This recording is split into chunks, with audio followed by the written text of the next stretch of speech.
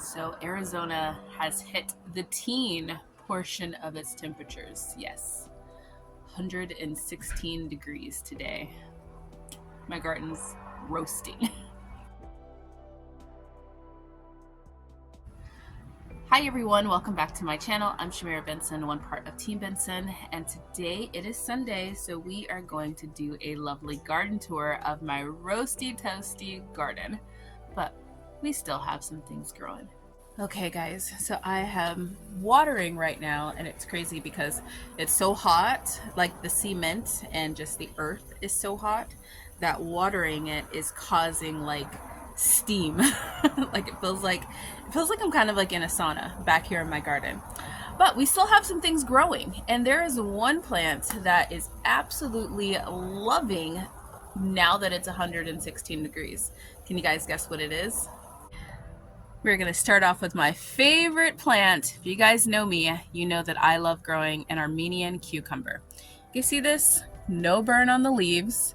It is also flowering and it's fruiting. How crazy is that? And this one also has no shade cloth. So if you see, it's going to grow over top of the shade cloth, and now that it's hot, it is really growing fast. Like it's spreading out and just really doing its thing.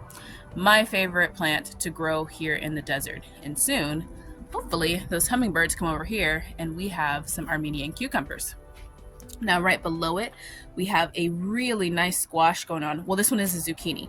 This one is a Black Beauty zucchini. It's looking really good. It hasn't fruited yet, but it's looking really good. We have this underneath our shade cloth. This kind of just goes over there. We have a Roma tomato that looks like, it looks like it was 116 degrees. We have another Black Beauty right here, and then we have also planted some more squash in here. So guys, I saw this TikTok video where they were saying that in order to get all the toxins nowadays out of your body, you should be spending like 30 days in a sauna. And I thought, I'll just water my garden in the morning in a summer in Arizona, because that's exactly what it feels like right now. And have you guys ever seen this? Literally cooking on the vine. This is an early girl tomato. And we're gonna take these two off because literally these tomatoes cooked on the tomato plant. Pretty interesting, huh? It's funny because so this is our early girl. She's still fruiting and like giving us some tomatoes. She's actually not fruiting anymore. It's just that the tomatoes that are on here, they're just ripening up. We took off a bunch of tomatoes, and yeah, when you cut them open, they look a little cooked. It's hilarious. Yes, I garden in a state where you can cook eggs on the sidewalk and have your own fried green tomatoes right on the vine. This is hilarious. And this is why when I tell you guys that I don't garden, I don't plant tomatoes in the summer, this is a reason why. This isn't blossom end rot. This isn't a disease. This is literally sunburn on the tomato plant itself, or on the fruit. Now we still have our little parsley going. She looks a little fried, but the tomato plant is providing some shade for it, which is nice. And we have our okra.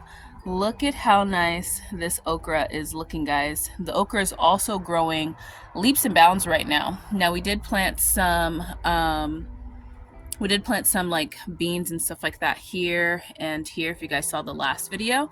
But right now we're getting our okra nice and big, and you can tell that it's going to start fruiting soon because you guys see all those ants on there.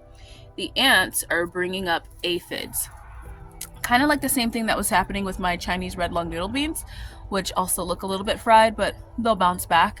But kind of like the same concept.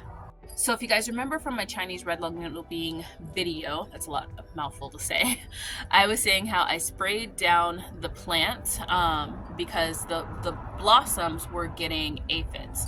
And typically that's what happens with my Chinese red lung noodle bean, is that before it fruits, it'll get just aphids everywhere, and the ants are what carry the aphids up. So same concept, same thing. I could probably put a little bit more like a shade cloth over this, and that'll probably help keep that stress down on my okra plant. But right now I'm not too worried about it. Yes, there's ants. I'm not really gonna do anything about it. I'm just probably gonna rinse off the plant just like I did the other one, and it'll be perfectly fine. But yeah, right now it's too hot to even try to treat anything on your plants, even like if you're doing it natural. Like you guys saw me made my cayenne pepper like spray. Still, those pepper oils, still too hot to be putting that onto my plants. So best bet is just a hard gust of water. Now our medicinal garden is holding on by a thread. We have our yarrow here that's still doing pretty good.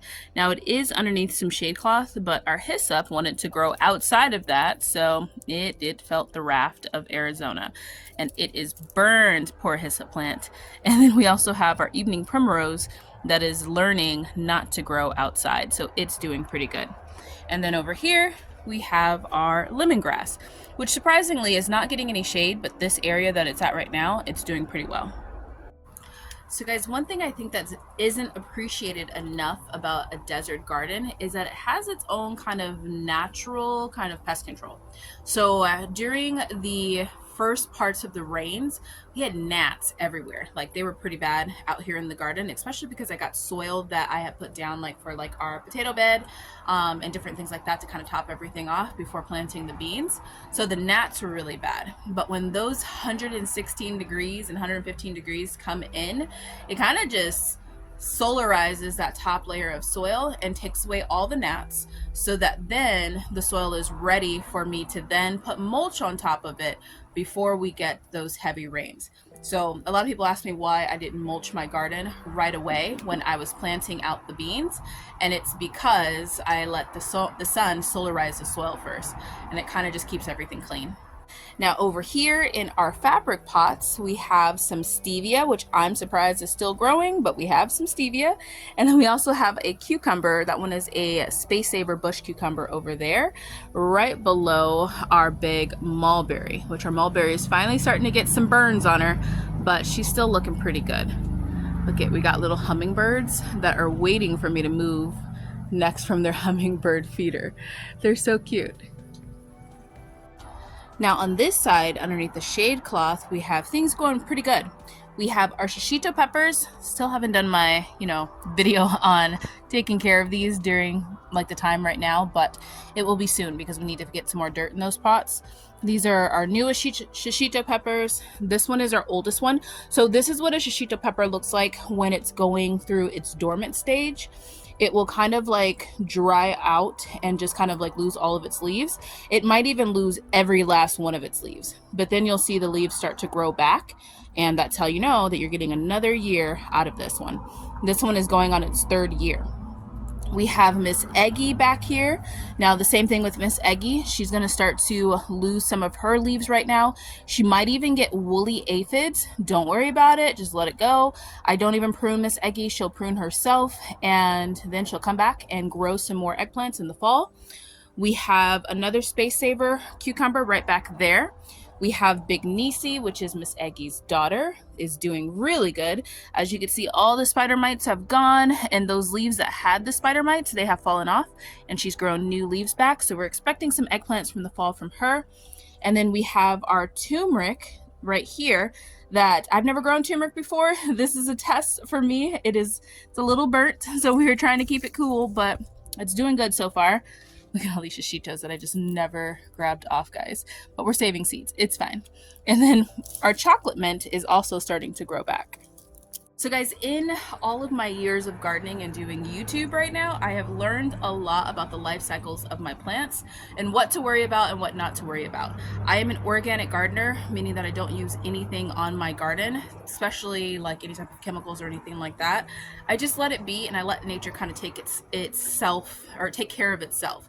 Now, this was very hard to do in the beginning because in the beginning, you haven't attracted the good bugs yet, or like a lot of the lizards and stuff like that. You only have bad bugs. So then you're stressed out about it because you think that you're going to lose all of your garden. So those first couple of like maybe seasons, they're going to be a little bit difficult, but then when you have that balance in your garden, it just all works out. So trust the process. Now we don't have much going on this side. We have another banana pepper that it's starting to trim itself too. We need to get these banana peppers off of here. That way it can have a little bit easier time doing that. Our Crenshaw melon is looking mighty rough, especially these ones. So I am gonna plant the Trombensino squash in here. And I'm probably just gonna let like 1 or 2 of these just go, see what happens. I'm really trying to learn how to grow melons, so that's why I'm just kind of leaving this. For those of you guys that don't know, I used to grow the melons in my grandmother's backyard, in her garden, because she had a bigger space. We have our Yuli right here. This is our grapevine. She is getting arches this week, 100% for sure, because we want to try and grow it on an arch. And then we have our curry plant, which is doing a lot better. She is starting to look way better than what she was. So I think she just needed to have a period of cool down. I took off one of her branches. I'm going to take off the other one, this one right here. And then we're just going to let her continue to grow. And we have our lemon balm, which is just trying its best to stay alive. I feel like we are all trying our best just to stay alive in this Arizona heat. Me and my sister are actually going to Sedona, which is why I won't be live in the chat. But yeah, we're going to beat the heat with the little Sedona trip today. Now, one thing I want to talk to you guys about is my dwarf Mexican lime. So our citrus sometimes gets, they're like this hornworm that looks like bird poop. And I don't see any on it right now. Sometimes it gets it during this time. So if it does, just let it eat back your citrus, because it's basically pruning it and your citrus tree will come back a lot stronger. Now, if it's a baby citrus and it gets it, yes, it probably is going to eat it down and might kill it. But if it's something like this size, it'll be fine. So don't worry about it. Now moving along over here in my sauna / garden, we have our amaranth right up here at top. Oh, it got a little crispy, but it's okay because our amaranth is already growing in its new leaves. So this thing has been growing pretty fast. Like, it grows a lot of leaves because we eat it probably about usually once a week right now. We add amaranth leaves for our Taco Tuesday versus lettuce because we don't have any lettuce. But yeah, it's growing like its little leaves pretty fast. So that's been nice. We also have like surprise amaranth there, and then another surprise amaranth there. We lost all of the squash, which we expected. And then our peppers, they just need to soak up some water, but that one is Diane. That one is our Serrano pepper. Our Anaheim pepper looks terrible, but it just needs to soak up some water. Underneath here, we also have our jalapeno, which jalapeno takes the heat a lot better. And then that one, I've never grown that one before. That one's a Santa Fe. We'll see how that one comes back. I don't know. And then we have our cayenne pepper over here. So typically in my garden, I can keep my hot peppers going. It's the sweet peppers that either go dormant or they die. All right, guys, I heard the AC. It is time to take a break. All right, guys, I'm back. Man, so steamy out here. Now, one thing I am sad about, guys, is my corn. Now, remember when I said back a little bit ago that I'm probably planting this too late, but we're just gonna hope for the best? Well, I planted it too late. It's a little bit crispy. I do have some cobs, like some of the corn cobs that I think that are still gonna form. Sorry, hummingbird. But we're gonna see. But they are doing something really important. So even though my corn looks terrible, its important job is that it's providing some structure for my temporary beans. My temporary beans love this type of weather. They are a desert bean that can grow in like a Three Sisters garden situation where they use the corn kind of as shade, but then also as a way to climb. And then they'll provide the nitrogen back to the soil because the corn takes up so much nitrogen. Like I said, we do have a couple of cobs that I'm just gonna kind of leave and hope for the best on them. I don't have any type of like huge like expectation, but what they are doing is holding up the structure for the beans. Now over here for our herbs, we have our rosemary. Also, no shade cloth needed. Loving this weather. It does get a little bit roasty on some of the leaves, but really, guys, it's enjoying this. This one is doing really good too now that it's in its own pot, and I took out the other herbs that were in here with it. Both of these doing really well. I'm hoping to get a lot of growth this year. This is year number 3 or 2 for this one. Yeah, Nick, you're number 2 for this one. And then this one I got at Thanksgiving in like a trio. So it's probably like year number, like, you know, 1 or going on year number 2 for this one. So hopefully we get some really good growth because I want some big rosemary bushes. Now in our cascading Vego garden bed, we have some beans planted up there. And then below we have some basil and some oregano that's doing really well. Everything else looking a little rough. I am going to be digging up my chives again so that then I can put some more soil over here and then just put the chives back down there. That's the garlic chives. My sage I don't think is going to make it, so actually no, it's not going to make it. So I'm just going to replant that a little bit later on. Alright guys, and that's it. That's what I have in my roasty toasty garden currently. So it's pretty hot. Could my garden be fuller? Yes, it could be. I could have some roselle going right now. I could have some Malabar spinach growing right now. I could have a lot of things growing right now that could deal with this Arizona heat. But we wanted to grow a lot more of those greens and get the freezer full, which is what we did. Which then sacrificed a lot of our summer garden. But I have zero regrets about that. But I hope that you guys are growing yourselves a garden. These hummingbirds, you guys missed them. Hummingbirds are fighting over the bird feeder. But I hope that you guys are growing yourselves a garden because even a small space can provide you with tons of food. Bye guys.